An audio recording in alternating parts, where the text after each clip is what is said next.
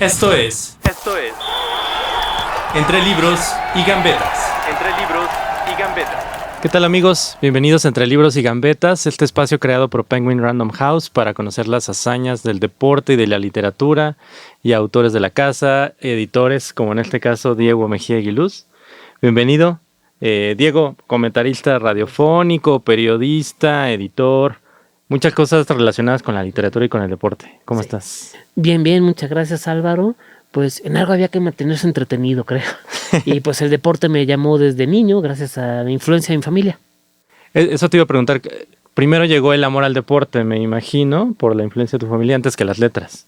Sí, las letras, mi amor a las letras llegó por la sopa. Okay. Pero no, en cuanto a los deportes es por la familia. Influencia en la familia, que siempre estuve en contacto con ellos. Dicen que mi primera gran hazaña y posiblemente la última que he hecho en mi vida fue a los 2-3 años de edad. En una mochila reconocí los cascos de todos los equipos de la NFL. Okay. De aquella época. ¿A los 2 años? A los 2 años más o menos. Ya pronunciabas perfecto inglés entonces también a los 2 años. No, porque a mí me toca la época gloriosa, afortunadamente, donde se castellanizaban los nombres de los equipos. Únicamente Raiders no se castellanizaba, los Carneros eran los mismos Carneros o Rams, pero todos los demás equipos se castellanizaban los nombres. Claro, como las canciones también en la época. Entonces no tenía ese problema, al contrario, aunque yo fui de educación bilingüe desde el kinder. Entonces siempre he hecho chistes malos en inglés y español desde de toda la vida. Perfecto. Oye, y entonces, ¿la literatura en dónde entra? Porque soy hijo de editores. También. Entonces entra también muy chico. Sí, soy hijo de editores, soy de todólogos, se podría decir, porque mi padre ha sido periodista, editor, historiador. Entonces, y mi madre también fue editora, dictaminadora, e incluso, y yo creo que por ahí fue donde entré el gusto, ella fue traductora de cómics.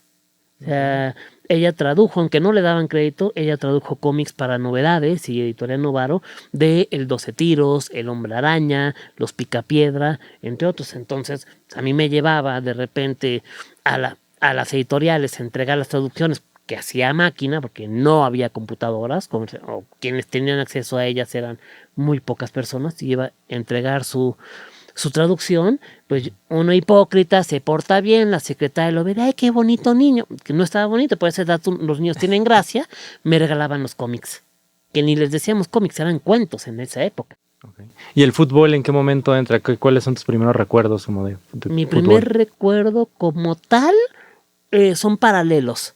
El campeonato de Tigres en los años 80, cuando le ganan la final al Atlante, ese Atlante que el portero, si no me recuerdo, era Ricardo Lavolpe, y el portero de los Tigres era Mateo Bravo. Esa final se va a penales, Mateo Bravo para 715 penales, exagero obviamente. Creo que de los pocos que metió penal de Atlante fue justamente Ricardo Lavolpe. Tigres es campeón. Ese es el primer partido que yo recuerdo haber visto como tal. Pero también me acuerdo de un Cruz Azul con el Wendy Mendizábal y el Gato Miguel Marín como portero. Y por ahí el Mundial de España 82, que el campeón es Italia, que yo pues no de baboso, sino de ingenuo, veo azul, pensaba que Italia era de Cruz Azul. Entonces veo un póster de Italia y no recuerdo, no encuentro al Gato Marino, al Wendy Mendizábal, no, pues era la selección de Italia, pues, yo qué iba a saber. Sí. Pero es más o menos cuando tomo conciencia del fútbol como tal. Oye, y otra cosa que ves mucho son las luchas, me imagino, ¿no? Sí. Okay. Sí, eso empezó porque un día mi papá estaba viendo en la tele una película del Santo y, como te digo, mi mamá traducía cómics. A mí me encantan los superhéroes, Batman, Linterna Verde, El Hombre Araña. Entonces, ¿qué tienen en común? Que son enmascarados. Bueno, Linterna Verde es un antifaz, pero bueno, ocultaban el rostro. Entonces, a mí las máscaras me empiezan a apasionar. Veo a mi papá viendo una película del Santo, el escuincle se queda ahí, y todavía mi papá comete el error, bueno, según mi madre fue un error, pero yo le agradezco, que pasan ese día domingo en acción el resumen de las luchas, me llama para que vea el resumen, que es una capsulita de 3 minutos donde te resumían toda una lucha, 3 a 5 minutos, porque eran a 3 caídas, y ahí me quedo embobado, y cuando termino segundo de primaria, mi papá me regala, por haber terminado segundo de primaria, una revista de lucha libre. A ella valió gorro el escuincle. Luego me compro unas máscaras de ahí en un mercado por Linda Vista, pues a ella valió madre todo. ¿Y en qué momento decides escribir una trilogía sobre luchas? Esa porque me invitan. Yo empecé a escribir, no va a ser el chiste malo de que empecé a escribir en el kinder, porque hazlo con muy mala letra, pero lo hacía. No, yo empiezo a escribir en los años 90, en el 97 más o menos, 96, 97, por una frustración. Porque yo en el béisbol soy aficionado de los Rieleros de Aguascalientes. Por supuesto, ¿tú crees que vas a encontrar un jersey y una gorra de los Rieleros de Aguascalientes aquí en el DF? No. Por supuesto que no. No se va a encontrar. Entonces digo, bueno, si yo escribo una obra de teatro o una película de los Rieleros, tienen que hacer la utilería y el uniforme de Rieleros. Pero como soy flojo y no quise escribir el guión entero de una película, que más no me dio la historia que tenía, dije, bueno, al menos la voy a hacer cuento. Le platico de esa historia a un cuate y me entra la paranoia de me va a robar la historia. Y no, esa historia se la llevó a Morelos Torres, que era en ese momento él y Andrés Acosta los responsables en la UNAM de la revista Punto de Partida, y lejos de plagiarme la historia, me la publicaron dando mi crédito. Ahí empiezo yo a escribir narrativa, cuentos, y por ahí del 2006 escribo mi primer cuento de lucha libre. 2006. Escribí algunos, después llegué a los caminos de la autopublicación porque en una editorial, no diré cuál por respeto, no viene al caso, una editorial que, daré la pista, me publicó mi primer cuento infantil, se llama Una aventura patológica. Esa misma editorial me dice en un dictamen que la lucha libre no tiene lugar en la literatura.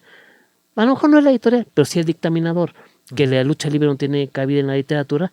Pues uno que es un Contreras de lo peor, escribo más cuentos de lucha libre y mediante la autopublicación saco un volumen de 5 historias.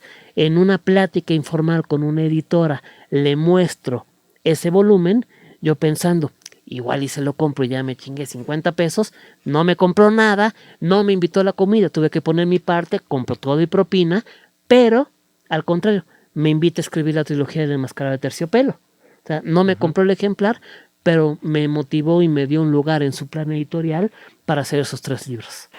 El Enmascarado de Terciopelo es un personaje muy diferente al estereotipo de que uno tiene del luchador, ¿no? En la cabeza. ¿Eso también nace por ahí, por querer mostrar una figura diferente? Nace de la invitación de la editora. Ella me da una directriz, me dice, yo estoy concibiendo un luchador con líos de insensibilidad. Me dio esa premisa. Yo desarrollé ya la historia. Pero ella sí me hace este encargo de, oye, busquemos algo para romper el estereotipo precisamente. Ya de ahí yo me seguí con la historia como tal.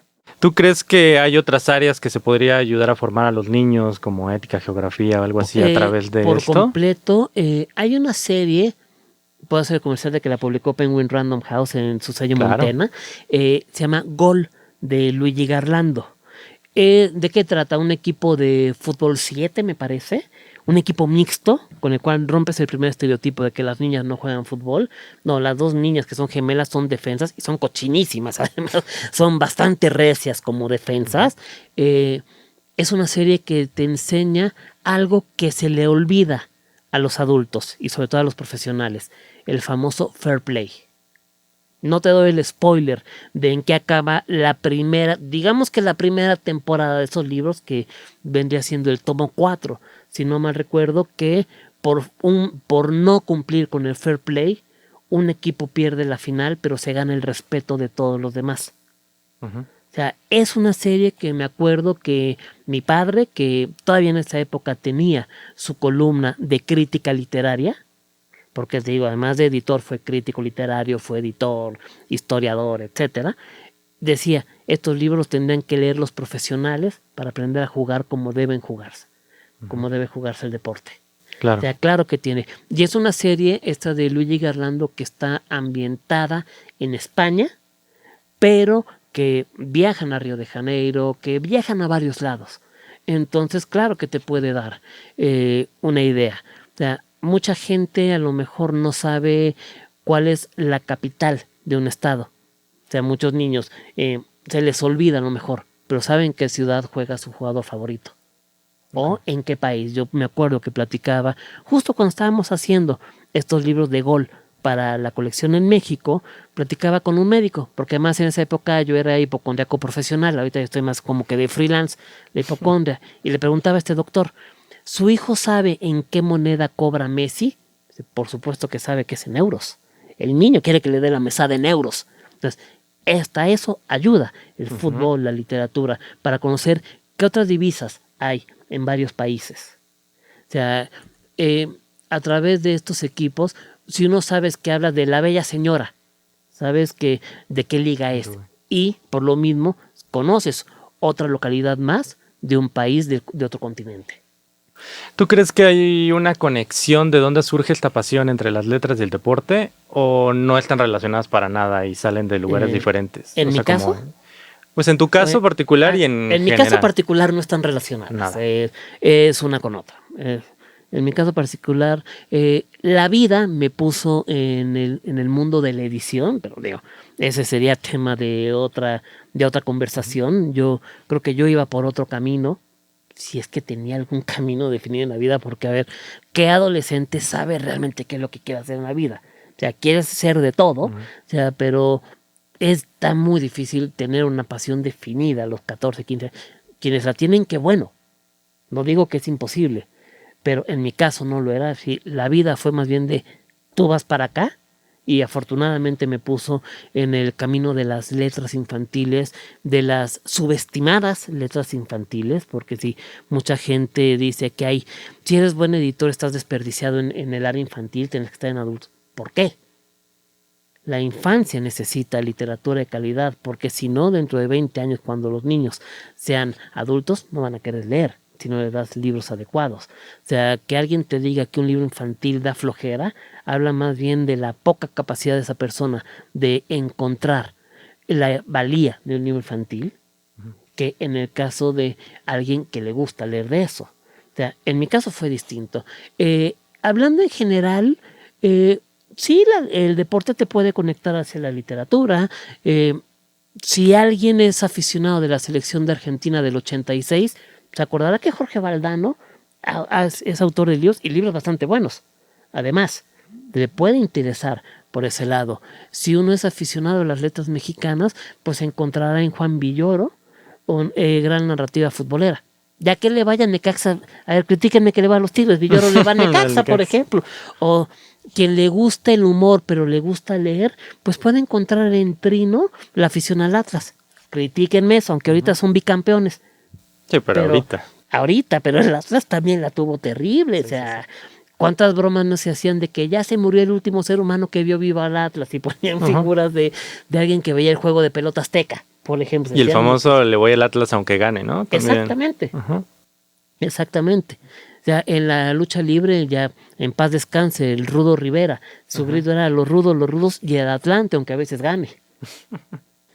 Oye, pues un placer platicar contigo, Diego. No, hombre, ¿Nos puedes dejar firmados algunos ejemplares de Primera Caída, que es el primero de la trilogía? ¿No? Por supuesto, y tengo muy mala letra, pero me esforzaré. Unos kits para regalar. Encantado de la vida. Sale. Pues muchas gracias por acompañarnos otra vez y a Diego por venir. Al contrario. Nos vemos. Esto fue Entre Libros y Gambetas.